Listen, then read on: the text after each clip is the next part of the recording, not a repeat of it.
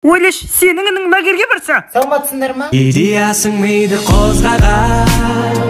Саламатсыңдар ма болды? Идеясың миды қозғаған. Өшір музыканы, мен онда емеспін мен. Бірінші барлығымыз танысып алайық. Сен қыз, таныстыр ғой өзіңді. Атым Аружан, мен бос уақытында өмір сүрем. Қой.